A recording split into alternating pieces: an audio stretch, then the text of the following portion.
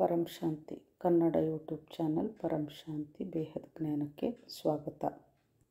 ಪರಂ ಶಾಂತಿ. ಇವತ್ತು ನಾವು ಆತ್ಮದ ಎನರ್ಜಿ ಹೇಗೆ ನಾವು ವೇಸ್ಟ್ ಮಾಡ್ಕೊಳ್ತಾ ಇದ್ದೀವಿ ಅನ್ನೋದನ್ನು ತಿಳಿಯೋಣ.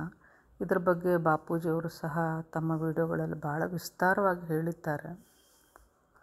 ಆತ್ಮದ ಎನರ್ಜಿ ನಾವು ಸಂಕಲ್ಪ ಮಾಡಿದಾಗ, ಯೋಚನೆ ಮಾಡಿದಾಗ ವೇಸ್ಟ್ ಆಗ್ತಾ ಹೋಗ್ತದೆ. ಜ್ಞಾನ ಮಾರ್ಗದಲ್ಲಿ ಬಾಪೂಜಿಯವರು ಸಂಕಲ್ಪ ಅಥವಾ ವಿಚಾರಗಳನ್ನು ನಾವು ನಿಯಂತ್ರಿಸಬೇಕು, ವಿಚಾರ ಮಾಡಲೇಬಾರದು. ಭೀತಿಸೋ ಬಿಂದಿ ಅಂದರೆ ಏನಾಗಿದೆಯೋ ಎಲ್ಲವನ್ನ ಮರೆತು ನಾವು ಮುಂದೆ ಹೋಗಬೇಕು. ಸೋಚನಾ ಸ್ವರೂಪಿನೇ ಬನ್ನ ಅಂತ ಬಾಪೂಜಿ ಹೇಳ್ತಾರೆ. ಅಂದರೆ ಯೋಚನೆಯನ್ನು ಮಾಡಲೇಬಾರದು. ಯಾಕಂತಂದರೆ ಸಂಕಲ್ಪ ಅಥವಾ ಯೋಚನೆ ಮಾಡೋದರಿಂದ ನಮ್ಮ ಪವರ್, ಆತ್ಮನ ಚೇತನ ಶಕ್ತಿ ಅನ್ನೋದು ಕಡಿಮೆ ಆಗ್ತಾ ಹೋಗ್ತಾ ಇದೆ. ಹಾಗಾದರೆ ಹೇಗೆ ನಮ್ಮ ಪವರ್ ಅಥವಾ ಚೇತನ ಶಕ್ತಿ ಕಡಿಮೆ ಆಗ್ತಾ ಇದೆ ಅಂತಂದರೆ, ನಾವು ಸಂಕಲ್ಪ ಅಥವಾ ಯೋಚನೆ ಮಾಡಿದಾಗ ನಮ್ಮ ಆಕಾಶ ತತ್ವದ ಮೇಲೆ ಅದು ಎಫೆಕ್ಟ್ ಮಾಡುತ್ತೆ, ಅಂತಂದರೆ ಪ್ರಭಾವ ಬೀರ್ತದೆ. ಆಕಾಶ ತತ್ವಕ್ಕೆ ಎನರ್ಜಿ ಬೇಕು ಅಂತಂದಾಗ ಆ ಎನರ್ಜಿ ಪರಮ ಆಕಾಶ ತತ್ವದಿಂದ ಸಿಗ್ತಾ ಇರುತ್ತೆ.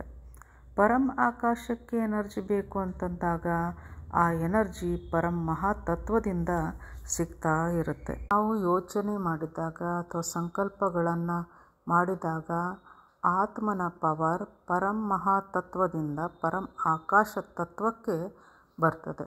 ನಮ್ಮ ಸಂಕಲ್ಪ ನೆಗೆಟಿವ್ ಆಗಿದ್ದರೆ ಆಕಾಶ ತತ್ವದಿಂದ ನೆಗೆಟಿವ್ ಎನರ್ಜಿ ಕ್ರಿಯೇಟ್ ಆಗಿಬಿಡುತ್ತದೆ. ಅಂದರೆ ನಾವು ಏನೆಲ್ಲ ಯೋಚನೆ ಸಂಕಲ್ಪಗಳನ್ನು ಮಾಡ್ತೇವೋ ಆ ಎಲ್ಲ ಸಂಕಲ್ಪಗಳು ನಮ್ಮ ಕಾರಣ ಶರೀರದಲ್ಲಿ ರೆಕಾರ್ಡ್ ಆಗಿರ್ತದೆ ಅಂತ ಬಾಪೂಜಿಯವರು ನಮಗೆ ಬಹಳ ಚೆನ್ನಾಗಿ ತಮ್ಮ ವಿಡಿಯೋಗಳಲ್ಲಿ ತಿಳಿಸಿಕೊಟ್ಟಿದ್ದಾರೆ. ಕಾರಣ ಶರೀರ ಅಂತಂದರೆ ಅದು ಆಕಾಶ ತತ್ವ ಆಗಿರ್ತದೆ. ನಾವು ಸಂಕಲ್ಪ ಮಾಡುತ್ತಿದ್ದ ಹಾಗೆ ಆಕಾಶ ತತ್ವದ ಮೇಲೆ ಪ್ರಭಾವ ಬೀರ್ತದೆ.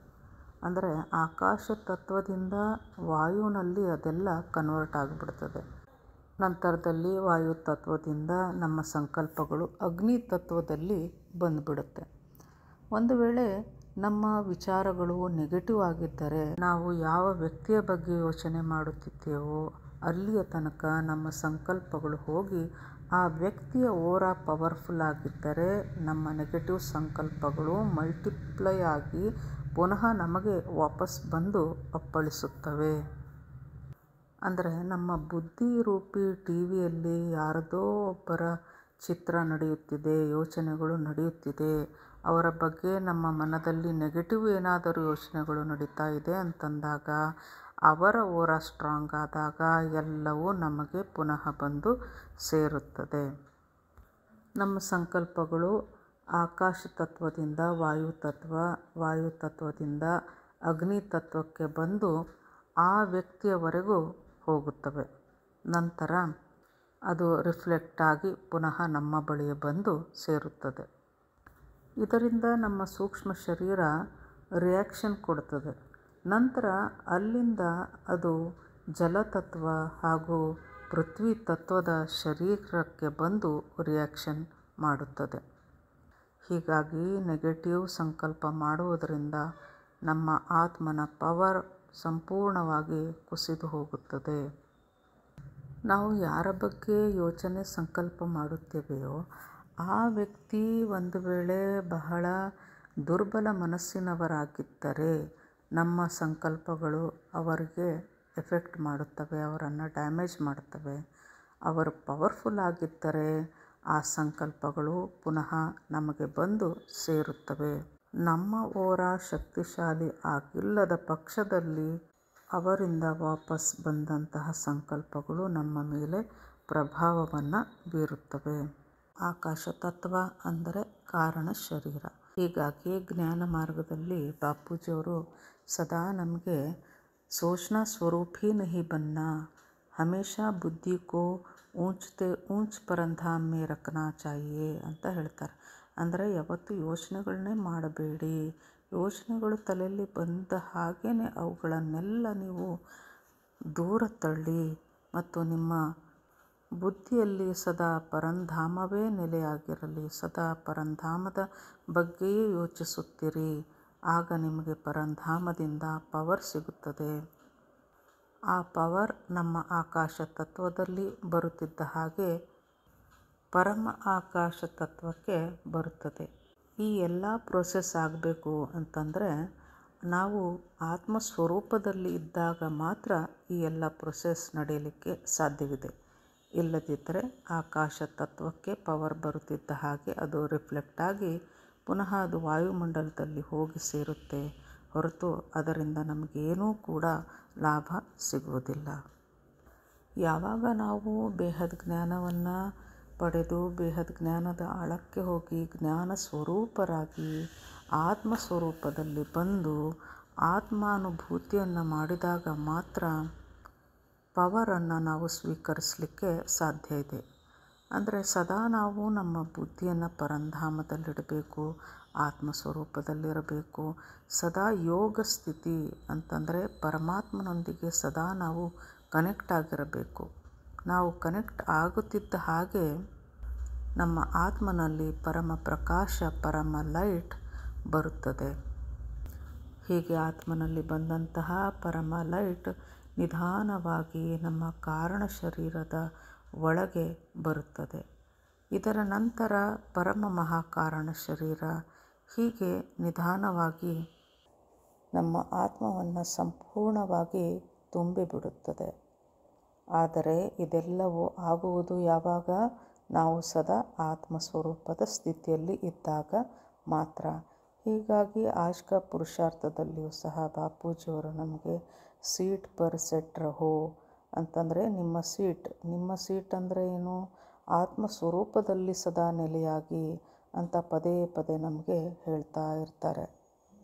ಆತ್ಮಸ್ವರೂಪದಲ್ಲಿ ನಾವು ಪರಮಾತ್ಮನನ್ನು, ಪರಮಪಿತರನ್ನು ನಾವು ಕನೆಕ್ಟ್ ಆದಾಗ ಪರಮಪಿತನಿಂದ ಬರುವಂತಹ ಪವರ್ ನಮ್ಮ ಆತ್ಮನಲ್ಲಿ ಬಂದು ಮೊಟ್ಟ ಮೊದಲು ನಮ್ಮ ಕಾರಣ ಶರೀರ ಅಂದರೆ ನಮ್ಮ ಆಕಾಶ ತತ್ವದಲ್ಲಿ ಎಷ್ಟು ಜನ್ಮಗಳ ರೆಕಾರ್ಡ್ಗಳು ಅಲ್ಲಿ ಉಳಿದುಕೊಂಡಿವೆಯೋ ಆ ಎಲ್ಲ ರೆಕಾರ್ಡ್ಗಳನ್ನು ಆ ಪರಮ ಪ್ರಕಾಶವು ಅಳಿಸಿ ಹಾಕುತ್ತದೆ, ಡಿಲೀಟ್ ಮಾಡುತ್ತದೆ.